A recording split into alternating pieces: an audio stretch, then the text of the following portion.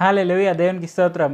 దేవుడైన యేసు ప్రభువారు ఈరోజు మనకు పరిశుద్ధ గ్రంథం నుంచి ఇస్తున్న వాగ్దానము హెబ్రీలకు రాసిన పత్రిక 12వ అధ్యాయం 2వ వచనం. మనము కూడా ప్రతి భారమును సులువుగా చిక్కులబెట్టు పాపమును విడిచిపెట్టి విశ్వాసమునకు కర్తయు దానిని కొనసాగించు వాడునైన యేసు వైపు చూచుచు మన ఎదుట ఉంచబడిన పందెములో ఓపికతో పరిగెత్తుదము. ఆయన తన ఎదుట ఉంచబడిన ఆనందము కొరకై అవమానమును నిర్లక్ష్యపెట్టి సిలువను సహించి దేవుని సింహాసనం యొక్క కుడిపార్శ్వంన ఆసీనుడై ఉన్నాడు. సో ఈరోజు వాగ్దానం కనుక చూసుకుంటే ఇక్కడ మనం క్లియర్గా చూడవచ్చు. దేవుడైన యేసు ప్రభువారు ఆయన ఈ భూమిపైన ఉండినప్పుడు ఆయన కళ్ళ ముందు ఉంచబడిన ఆశీర్వాదాన్ని ఆయన చూశారు. అండ్ ఆయన దానికోసము సిలువ పైన మరణించడానికి కూడా వెనకాడలేదు. అంతగా అవమానించబడినప్పటికీ కూడా ఆయన సిలువను తీసుకున్నారు అండ్ సిలువ పైన మరణించారు. అండ్ ఆ తర్వాత మృతి నుంచి తిరిగి లేచారు. సో మరణాన్ని ఓడించారు. ఆ తర్వాత పరలోకంలో దేవుడైన యెహోవా వారి కుడిపార్శ్వంన కూర్చొని ఉన్నారు. సో మన జీవితాల్లో మనకు ఎన్నో ఇబ్బందులు ఉండొచ్చు, ఎన్నో కష్టాలు ఉండొచ్చు. కానీ మనం గుర్తుపెట్టుకోవాల్సింది ఏంటంటే మన విశ్వాసానికి కర్త అయినది దేవుడైన యేసు ప్రభువారు. అంటే మన విశ్వాసానికి ఆథర్ ఆయన. సో మనం ఇది కింగ్ జేమ్స్ వర్షన్లో కూడా చూడవచ్చు. ఆయన మన విశ్వాసానికి ఆథర్, అంటే మన విశ్వాసాన్ని రాసేది ఆయనే. అంటే మన జీవితాల్లో మన డెసిషన్స్ ఏవైతే ఉంటాయో సో మనము చూసేదాన్ని మనం ఎట్లయినా తీసుకుంటాము అండ్ దేవుడైన యేసు ప్రభువారు మనకి ఇస్తారు.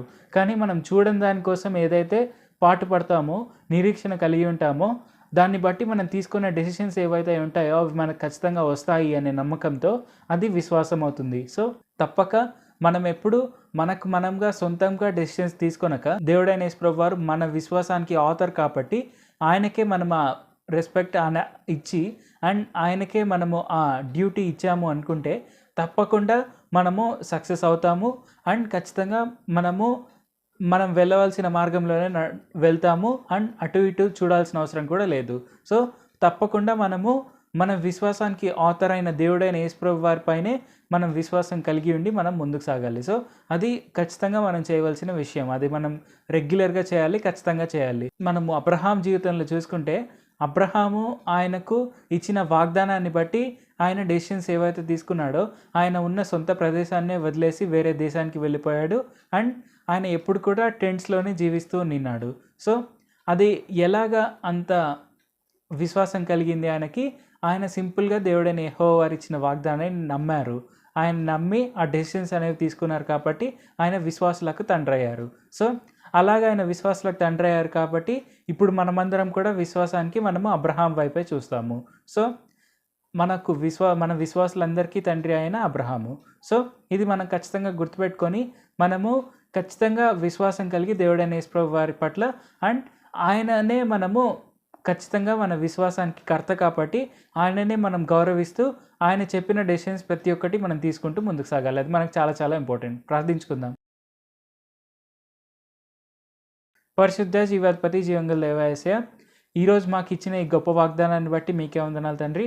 మేము తప్పకుండా మీరు మాకు ఇచ్చిన ఈ వాగ్దానం ప్రకారముగా మేమెప్పుడు మీ మార్గాన్నే గౌరవిస్తూ మీరు మాకు చెప్పే డెసిషన్స్ని మేము తప్పకుండా తీసుకుంటూ మేము ఎప్పుడు కూడా మేము సొంతంగా డెసిషన్స్ తీసుకోకుండా మీ చిత్తానుసారంగానే మేము డెసిషన్స్ అన్నీ తీసుకుంటూ ముందుకు సాగేందుకు సాయం చేయండి. మీ పైన మేము విశ్వాసం కలిగి ఉండి మేము మిమ్మల్ని గౌరవించేందుకు సాయం చేయండి.